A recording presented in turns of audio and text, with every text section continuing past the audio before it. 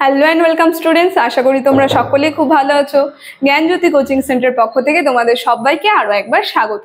তো আমি মীরা ম্যাম, আমি আজকে তোমাদের সেমিস্টার থেকে দেখো বাংলা বিষয় থেকে অলংকারের আবার একটি নতুন পার্ট নিয়ে চলে এসেছি। আজকে যেই অলংকার নিয়ে আমি আলোচনা করব সেটা হচ্ছে দেখো অসঙ্গতি অলংকার। এই অসঙ্গতি অলংকারের সংজ্ঞা এবং এর উদাহরণ নিয়ে আমি আজকে তোমাদের সঙ্গে আলোচনা করব। আলোচনাটি শুরু করার পূর্বে তোমাদের ছোট্ট করে একটা ইনফরমেশন দিয়ে দিই। দেখো বোর্ডের কর্নারে তোমরা দুটো নাম্বার দেখতে পাচ্ছ। এটা হচ্ছে আমাদের জ্ঞানজ্যোতি কোচিং সেন্টারের অফিসিয়াল হেল্পলাইন নাম্বার। এখানে কিন্তু তোমাদের অনলাইনে ক্লাস করানো হয়, তার সঙ্গে তোমাদের নোটস দেওয়া হয়।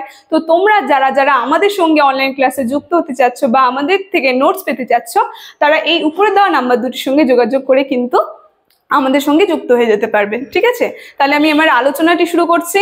দেখো আজকে যেটা নিয়ে আলোচনা করব, প্রথমেই বললাম অসঙ্গতি অলংকার। এই অসঙ্গতি অলংকারটা যে আছে এর সংজ্ঞাটা আমি এখানে লিখে দিয়েছি, সংজ্ঞার উদাহরণটা।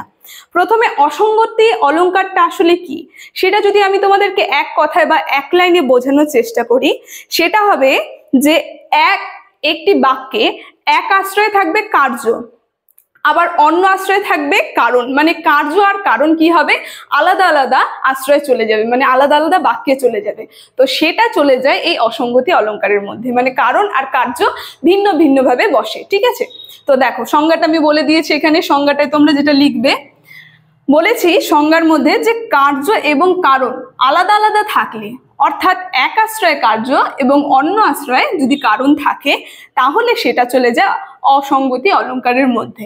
একেই বলা হয় অসঙ্গতি অলংকার। ঠিক আছে, এর উদাহরণটা আমি বলে দিই। দেখো উদাহরণটা আমি এখানে লিখেছি, উদাহরণটা যদি বলি আরো ভালো বুঝতে পারবে। সেটা হচ্ছে দেখো এখানে বলেছে যে কাঙাল তুমি দাদা ঠাকুর, তাই কি কাঙাল মোরা, আগুন তোমার কপালে তাই কি মোদের কপাল পোড়া।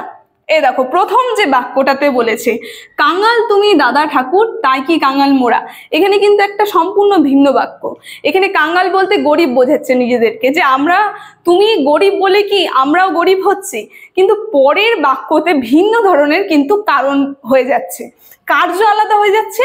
দেখো পরের লাইনে বলেছে আগুন তোমার কপালে তাই কি মোদের কপাল পোড়া।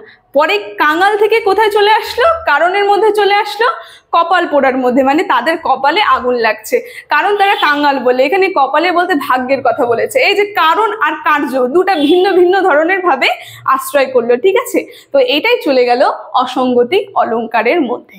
তো আজকের অসঙ্গতি অলংকারের আলোচনাটা আমার এতটুকুনি ছিল। আশা করি তোমরা বুঝতে পেরেছো।